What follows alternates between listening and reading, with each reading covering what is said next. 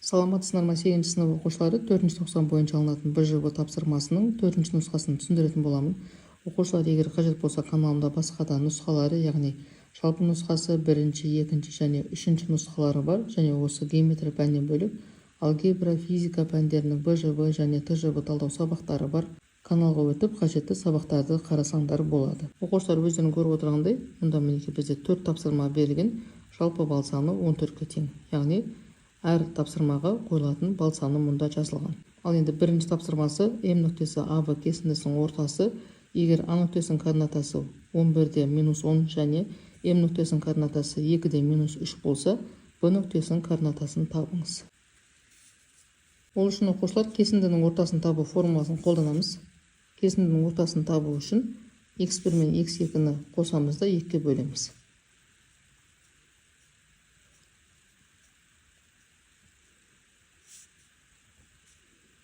Сол сияқты y-ті табу үшін y1 мен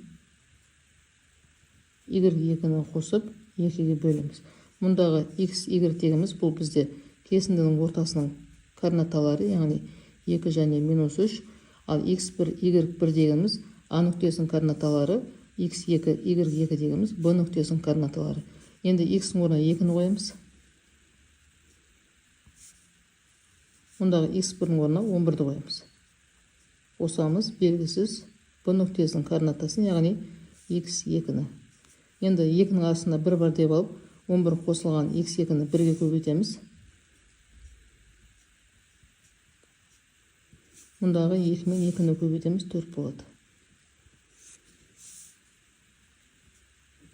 x2 тең болады 4 азайтылған 11-ге. Сонда x2 тең болады -7-ге.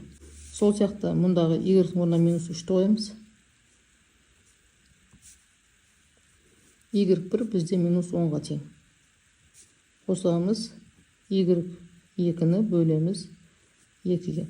Мұндағы -3-дің астына 1 бар деген сөз, -10 қосылған y2-ні 1-ге көбейтеміз. -3 пен 2-ні көбейтеміз. Сонда y2 тең болады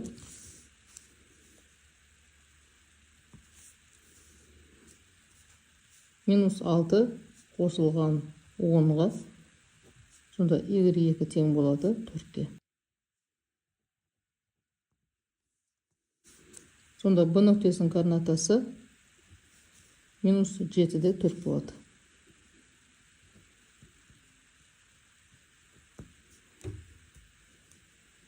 Келесі екінші тапсырмада былай делінген: астында АБ центрі О болатын шеңбердің диаметрі, егер А нүктесінің координатасы 1-де -2 және Б нүктесінің координатасы -7-де 4 болса, шеңбер центрдің координатасын табыңыз.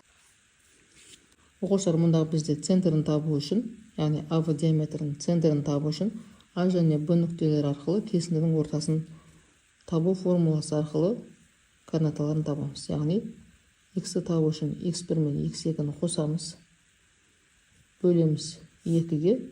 Сол сияқты y табу үшін y1 мен y2-ні қосып бөлеміз 2-ге. Мұндағы x, y тегіміз бізде А мен Б, x1, y1 дегіміз А нүктесінің координатасы, x2, y2 дегіміз Б нүктесінің координатасы. Енді мұндағы x-ің орнына А-ны жазып аламыз да, x1 мен x2 1 мен -7-ні қосамыз. Сонда А нүктесінің координатасы тең болады -3-ке. Енді y-дің орнына b-ді жазып алып, y1 мен y2 -2 мен 4-ті қосамыз, бөлеміз 2-ге. Сонда тең болады 1-ге. Сонда бізде АБ диаметрінің қақ ортасы, яғни шеңбердің центрі тең болады. Шеңбердің центрдің координаталары тең болады -3-те 1-ге. Енді оқушылар, Б тапсырмасы бойынша шеңбердің теңдеуін жазамыз. Ең алдымен оқушылар, негізгі теңдеуін жазып алайық. x - А осының квадраты қосылған y - b квадраттаймыз, тең болады радиустың квадратына. Мұнда бізде А және Б белгілі, бізге табу керек радиусты. Радиус табу үшін оқушылар өздерің білесіңдер, диаметрді 2-ге бөлеміз. Яғни ол тең болады ОА-ға және немесе ОБ-ға тең деп аламыз. Енді ОА-ны немесе ОБ-ны табу үшін екі нүктенің арақашығын табу формуласын қолданамыз. Ол тең болады, яғни АБ квадрат тең болады x азайтылған x1-дің квадраты қосылған y2 азайтылған y1-дің квадраты. Енді орнына қоятын болсақ, r квадрат тең болады ОА-ның квадратына. Оқушылар, мұнда бізде квадрат деген жоқ. Яғни бізде радиус ОА-ға және ОБ-ға тең деп аламыз. Ал радиустың квадраты тең болады ОА-ның квадраты. Енді ОА-ны табу үшін мінекей мына формуланы қолданамыз. А-ның квадраты бізде 1-де -2, оның квадраты -3-де 1. Енді орнына қоятын болсақ, 1-ден азайтамыз 3-ті, 2 плюс болады. Және -2-ден азайтамыз 1-ді. Мұнда бізде 4-дің квадраты 16, -3-дің квадраты 9.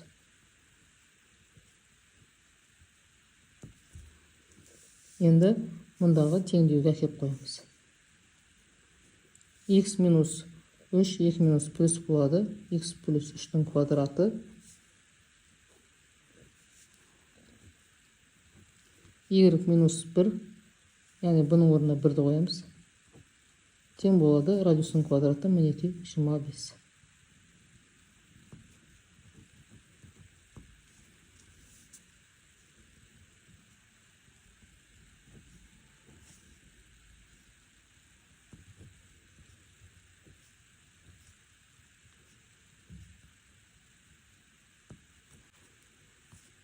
Оқушылар, келесі 3-ші тапсырмада бізге екі шеңбердің теңдеулері берілген екен.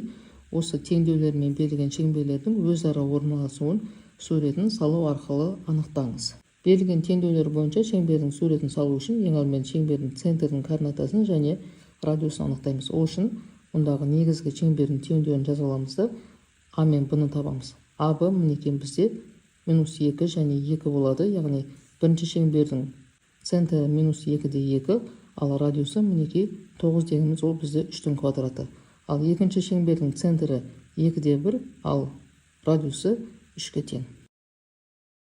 Оқушылар, бірінші шеңбердің центрі -2-де 2, радиусы 3, 1, 2, 3, ал екінші шеңбердің центрі мінекей 2-де 1, радиусы 3-ге тең. 1, 2, 3. Енді осы берілген мәліметтерді қолданып, яғни центрлерін, радиустарын қолданып шеңберді салған кезде мінекей өздерін көріп тұрғандай шеңберлер 2 нүктеде қиылысады. Мінекей былай жазамыз, шеңберлер 2 нүктеде қиылысады. Оқушылар, соңғы тапсырмасы А, Б, С, Д нүктелері табандары С және А-да болатын тікбұрышты трапециясының төбелері трапецияның орта сызығы мен ауданын табыңыз. Оқушылар, мұндағы А, Б, С, Д нүктелерінің координаталары арқылы мінекей осындай тікбұрышты трапецияның суретін салып аламыз. Бізге табу керек орта сызығын. Орта сызық дегеніміз мұндағы А, Б қабырғасының және ДС қабырғасының қақ ортасының қосатын кесінді және ол табандарына параллель болады. Және екінші тапсырмасы осы тікбұрышты трапецияның ауданын табу керек. Ең алдымен оқушылар, мұндағы Е нүктесінің координатасын табамыз. Ол үшін мұндағы АБ қабырғасының, яғни кесіндінің ортасын табу формуласын қолданамыз. Яғни мұндағы екі формуланы қолданамыз. Сонда Е нүктесінің координатасы бізде 2-де 1 болады. Мұнда белгілеп қояйық, 2-де 1. Ал F нүктесінің координатасы мінекей 8-де 4 болады.